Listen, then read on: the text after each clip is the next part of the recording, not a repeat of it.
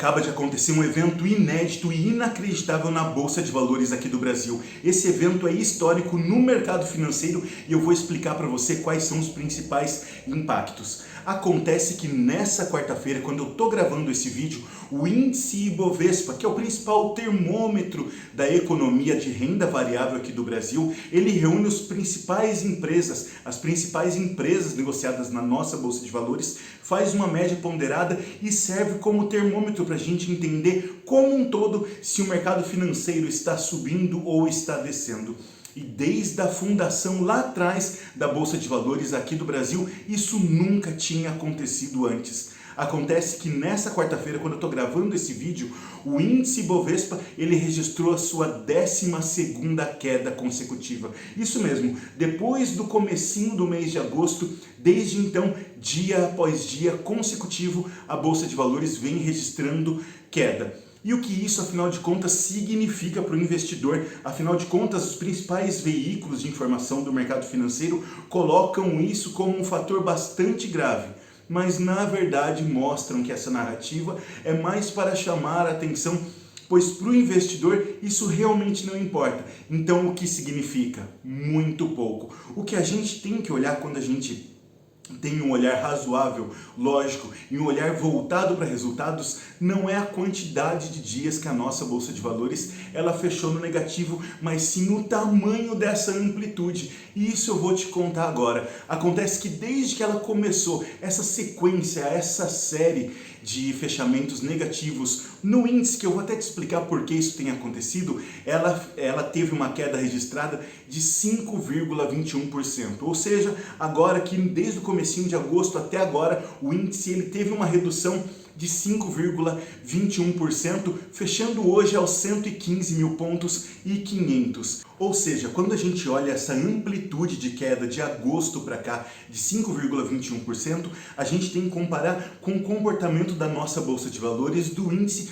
com os meses anteriores. Ou seja, abril, maio, junho e julho, a Bolsa de Valores ela subiu mais do que 20%. Então essa tem que ser a comparação. Se 20% de alta nos últimos 4 meses, que foram realmente muito bons, muito acima do que os analistas, inclusive os analistas mais otimistas previam, agora no mês de agosto a gente vê uma lateralização dela. E por mais que ela tenha fechado consecutivamente, dia após dia, isso não é motivo para nenhum tipo de alarde ou de recessão econômica do Brasil. Pelo contrário, essa queda na nossa Bolsa de Valores, ela vem justamente de fatores macroeconômicos ligados com a economia global, vindo principalmente dos Estados Unidos e da China, que eu falei no vídeo anterior. Se você não viu, dá uma voltadinha, tá postado no YouTube, e dá uma olhadinha que onde eu me aprofundei um pouquinho mais sobre esse assunto da China, que, como vocês viram, já estava sendo falado na semana anterior e a repercussão continua acontecendo.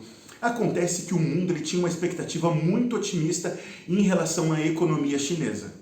O otimismo era justamente que assim que a China terminasse a sua política de Covid-0, ela aumentaria e aceleraria a sua atividade econômica a níveis astronômicos, o que não foi exatamente o que aconteceu. Essa recuperação da China ela pode estar acontecendo, mas definitivamente está acontecendo num ritmo muito menor. Tivemos outros dados saindo da China mostrando uma deflação chinesa, ou seja, o contrário da inflação. As coisas não estão aumentando de preço por lá. Isso pode significar uma diminuição na atividade econômica. E agora, nessa semana, tivemos novos dados, falando tanto sobre o crescimento da produção industrial e do crescimento do varejo, da atividade comercial ligada ao varejo, ou seja, o quanto as famílias chinesas estão comprando e estão consumindo. Esses dois últimos dados, indústria e varejo, vieram muito menos do que os analistas previam, mostrando, reforçando essa tese que a China ela ainda não se recuperou e vai demorar mais para ter essa sua recuperação econômica. Por outro lado, o governo chinês ele já falou que vai incentivar o consumo das famílias chinesas. A China, o Partido Chinês Comunista, ele tem, que governa o gigante asiático, ele tem como definição mudar o direcionamento do PIB chinês. Boa parte do PIB chinês ele vem das exportações, do quanto a China vende para fora, e eles querem mudar essa dependência, para depender menos da atividade global, do comércio exterior. A China quer depender mais do PIB, qual que boa parte do PIB ele venha do consumo interno das famílias. Só que isso ainda não aconteceu, como mostram esses dados do varejo. E a atividade econômica da China, que também é muito ligada com a construção civil, mostrou um novo problema acontecendo por lá, com as casas chinesas não registrando uma alta no preço e registrando até uma diminuição no preço. Ou seja, muitas casas que foram construídas, mas o ritmo de venda está cada vez menor. E isso acende um termômetro de preocupação para a gente, principalmente porque a gente exporta muita commodity para a China, muito minério de ferro para a construção chinesa, mas também muita proteína, muito suco de laranja, a gente exporta bastante para a China. E quando o comércio não vai bem por lá, a gente já reflete na lucratividade das nossas empresas aqui, derrubando a nossa bolsa de valores.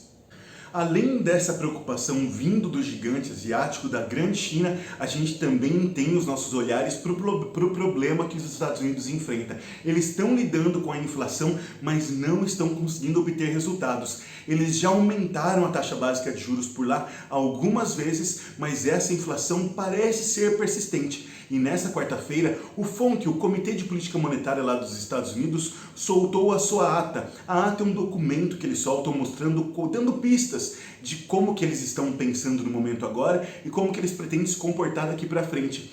E mostraram uma preocupação crescente com a inflação, não descartando, portanto, o aumento maior das taxas básicas de juros por lá. Quando aumenta a taxa de juros, as famílias, as pessoas, as empresas tendem a consumir menos e a economia diminuir. Se a economia dos Estados Unidos ela diminui, a economia global também sofre os impactos. Ou seja, aqui no Brasil a gente tem boas notícias sim, mas não há bolsa de valores que consiga sair intacta perto desses dois temores das duas maiores economias globais. E me faz uma gentileza, por favor, me manda uma mensagem que eu adoraria que a gente continuasse esse nosso papo, aprofundasse esse papo de economia global, mas adequando ele com a rentabilidade da tua carteira de investimentos, porque esse assunto é muito importante para mim e eu quero que seja muito importante para você também. Manda esse vídeo para alguém que você acha que vai se beneficiar desses assuntos e, como sempre, agradeço muito pela tua atenção.